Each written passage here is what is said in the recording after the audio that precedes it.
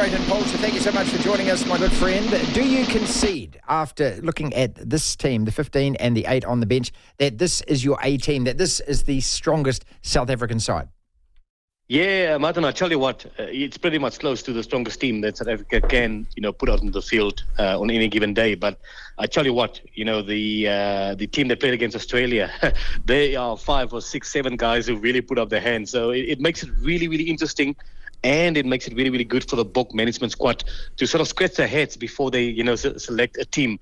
But at the moment, the Boks are having a really, really a good, strong squad to choose from for any given day. And what has impressed me about the Boks is that, they can now bring variation to the table, which was really, really good against Australia last week. The likes of Martin Devlin coming in, Andre Estes, and the big fellow, using silky skills, Curtly Arons to score a hat-trick. So those kind of players, they can play an attacking game at any given day. And that is so exciting for South African fans and for the Springbok squad. Scary for the rest of us because, looking from this distance, look, it is a really, really strong squad. And we can draw a couple of parallels. We had guys play for the All Blacks against Argentina. And, I'm thinking names like Damon McKenzie, who played really, really well. What do you do when you've had a guy come into the team who performs so well, like your blokes did against Australia? Because you're in that quandary. Do we keep selecting them, or do we try, again and change 10 names like they've done this time? Yeah, it's a really tough one for a player to understand sometimes, Martin. And I mean, I've also been there where I also scored a hat trick and I was dropped, well, not dropped, but rotated for the next week. But sometimes, a lot of coaches, they have processes in place, which they have obviously communicated to the players and make them understand that this is what we're going to do for this game and that is what we're thinking for that game. And let's be honest, because South Africa respect the All Blacks so much, I don't think we're going to see a lot of kind of attacking rugby from the Springboks this coming weekend. It will be ugly again. It will be, I think, a lot of kicking, and they will try and obviously bully and suffocate and strangle the All Blacks. And that's how we always wanted to beat the All Blacks. And we have been successful in beating the All Blacks when we played an ugly kind of style. But in saying that, the Rassie and his guys have certainly created this monster currently. I can't remember when last we had a Springbok squad so full of players to pick from who can, represent the country in any given day. And I do feel that coming World Cup, the Boks will be certainly, they will be going out to defend their title in the best possible way. And currently, as we speak, I feel that they have a bloody good chance. Oh, absolutely. Look, I mean, and, that's going to be a fearsome quarterfinal, whoever matches up. Obviously, those four teams, France and New Zealand and Ireland and South Africa, are all on the same side of the draw. It's just nonsense, isn't it? I mean, that's four, probably the 5 best teams in the world. Okay, let's just go back to the style, because that comes in for criticism. But look, this is about winning. This is World Cup year. And so at the end, nobody, Breyton, minds the fact that we only beat France 8-7 in 2011. Yeah. Once you got your name on the trophy. People have forgotten about that. Yeah, that's right. Yeah, I mean, going into a World Cup, we all seen over the last couple of years, or we look at the history of World Cups. I think, obviously, the All Blacks, when they played in 2015, I think against the English or against Australia, they were sort of very attacking. They've been dominating for sort of 7-8 years going into that World Cup. So it was a team that Steve Hansen had selected where, the guys know each other well. Sonny Bill Williams, remember Mullen Nieskara, and those kind of guys were absolutely exceptional. Dan Carter and McCaw. Those guys were so dominant, so they had the confidence to play any kind of game. But going into a World Cup, you always need a good 10 and you always need a good pack. And I think that's what South Africa always had. And I think this time going into the World Cup, obviously being as defending champions, a lot of noise have been made about, France and Ireland. And rightly so. They have been so consistent over the last couple of years. But I think what makes this World Cup really, really special and so intriguing is that, up to 7 or even 8 teams. I mean, right. I've seen the Tonga squad. The Tonga squad lately, people should consider the Tonga squad very dangerous, Martin, going into this World Cup. So we shouldn't underestimate one team. It's going to be act of stupidity or a yellow card or a red card that will certainly swing into a team's favor, I think, getting into the playoffs. And that's why I think the neutral rugby fan is really, really excited to see what's going to be unfolding in France come September. Oh, you're so right. I think everyone who loves their rugby is looking forward to it so much because it is the great unknown. Let's look at Etzebeth comes back as captain for you guys this weekend. He's coming back from injury. He hasn't played since April. I look at the naming of that second row plus your loose forwards. These are huge men, big men. They are absolutely massive, Martin. I tell you what, obviously South Africans love their meat, and I think these guys just eat meat for breakfast, lunch, and dinner. I think that's a secret, mate. But there's some big guys. I had a chat to Archie Snyman on the weekend, after the game, and I tell you what, he's twice my size, for instance. So these guys, they really come big this weekend. But again, I think what Jog Ninam and Rassie and Dion Davids, the forwards coach, has got right this time is that, they add a little bit of finesse to these players. It's not all, sort of bully and running over people these days. These guys they have rugby intelligence. That's what I call it. Peter stepped the toy. These guys all got silky hands as well these days.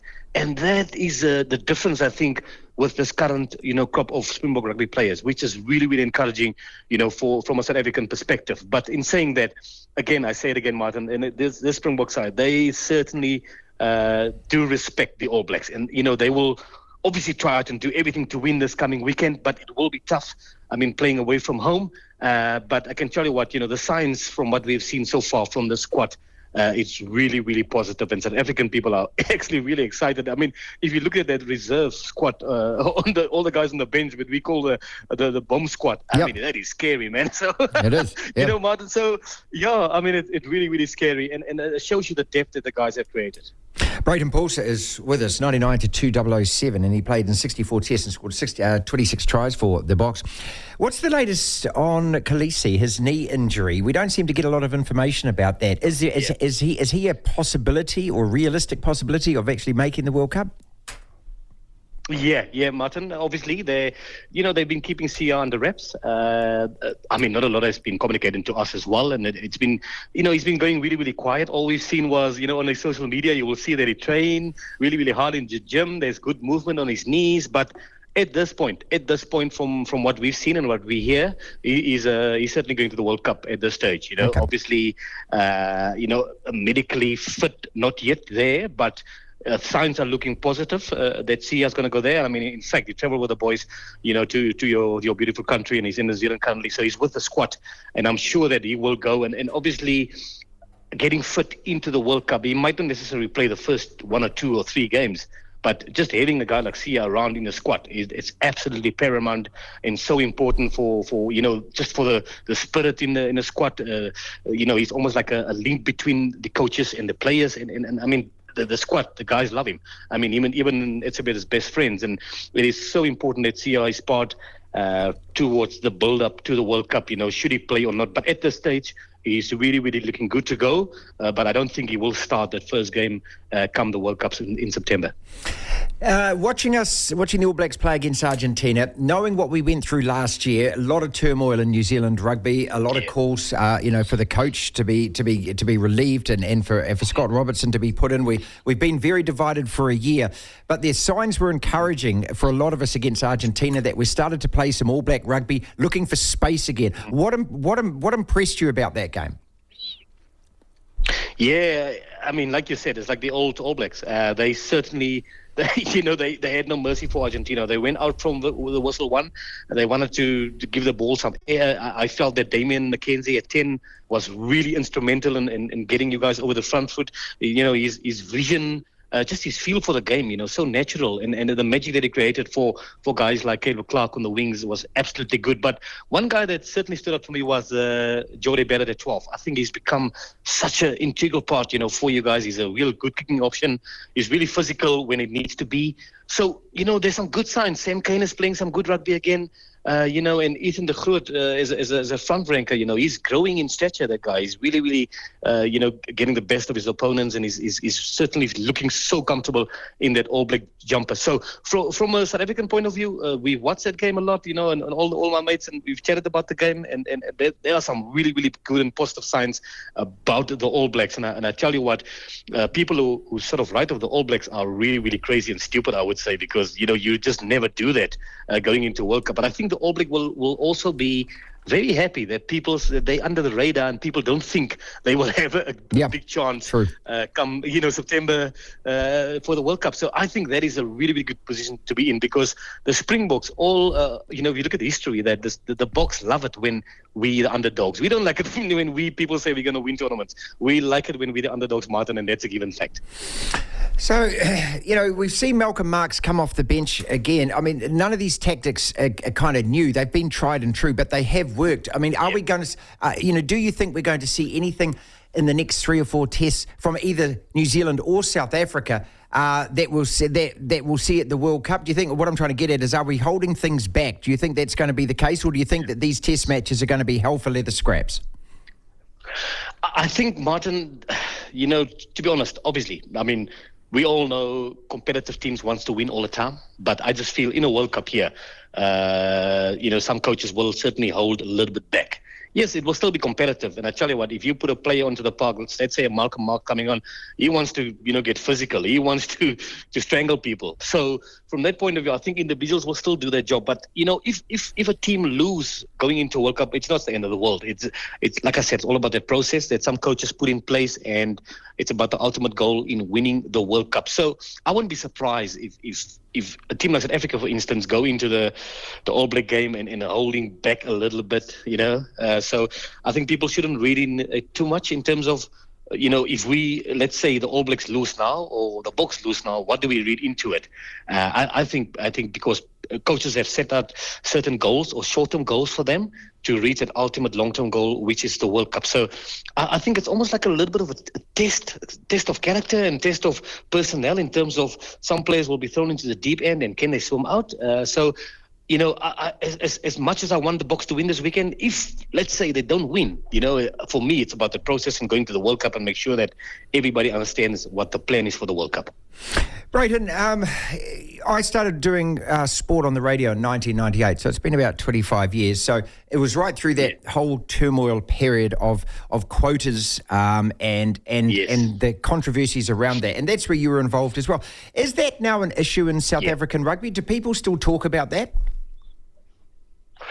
Martin, I tell you what, we've come a long way, and especially me as a player of colour who's worn the jersey for a very long time and had to battle all those questions all over the years. I'm really happy and proud to say today, when it comes to the Springbok team, the team is so well loved by all South Africans. Fantastic. Of all walks of life. Fantastic. Yeah, and it really is so pleasing for me. I remember when I started playing, I had to prove myself all over again to be able to get an opportunity in the jumper.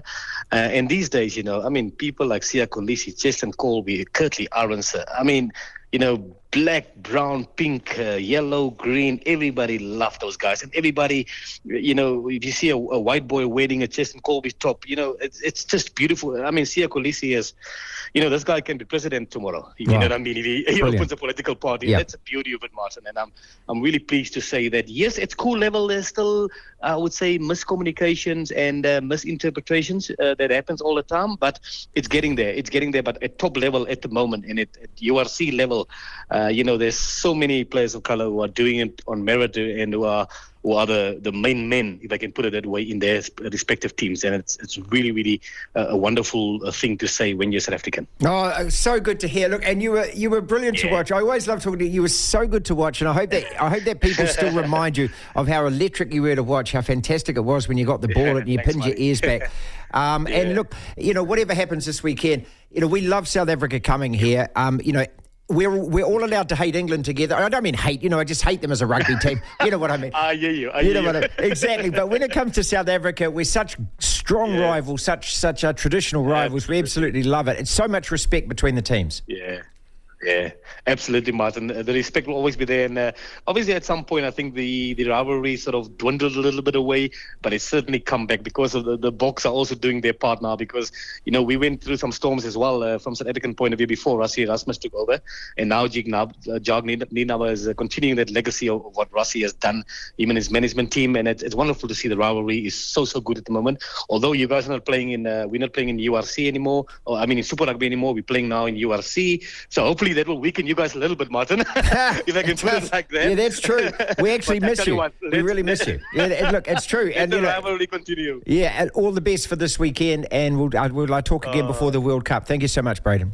Yeah, thank you, Marty. Thank you, guys. Cheers. Devlin. You've got to love sport. The platform.